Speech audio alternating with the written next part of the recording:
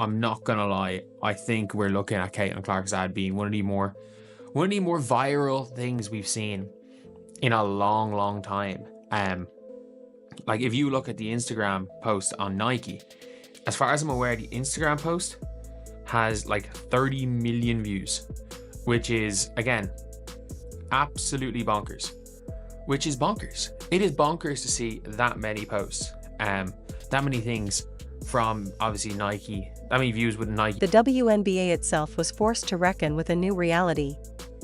Quietly and strategically, the league began planning for a future in which players would insist on more leverage, greater revenue sharing, and meaningful control over merchandising and visibility baked directly into contracts rather than treated as perks.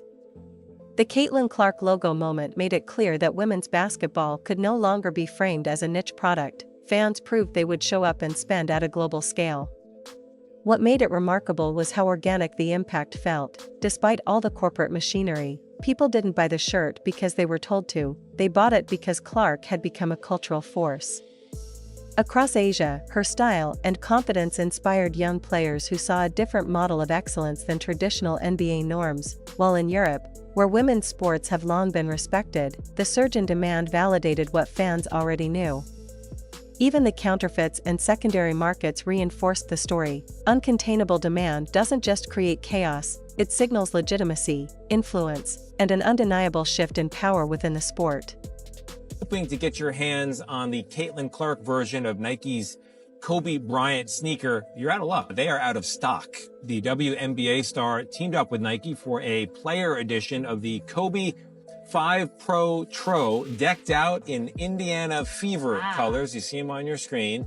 They dropped at 10 a.m. Monday, and they sold out before 11 a.m. In fact, in just minutes. The $190 kicks are already showing up on the secondary market at close to double the retail. Entire shadow supply chains don't form overnight unless the product carries real cultural gravity. The black market didn't just see a women's basketball shirt, it saw opportunity, it saw money, and that distinction matters.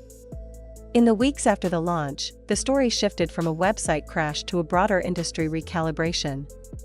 Commentators who had once questioned the hype now framed Clark's impact as inevitable. Analysts moved past debating whether she was good for the league and began asking how the league could scale and sustain this newfound demand. If a single $40 t-shirt can do this, imagine what happens when the full infrastructure is unleashed with proper planning, belief, and investment. Executives are now quietly admitting they were behind. The market moved faster than anyone expected, and the fans were ready long before the brands were.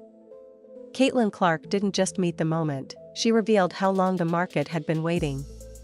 This was not the end of the story, it was the opening chapter of a new era, one in which women's basketball no longer asks for space, it commands it.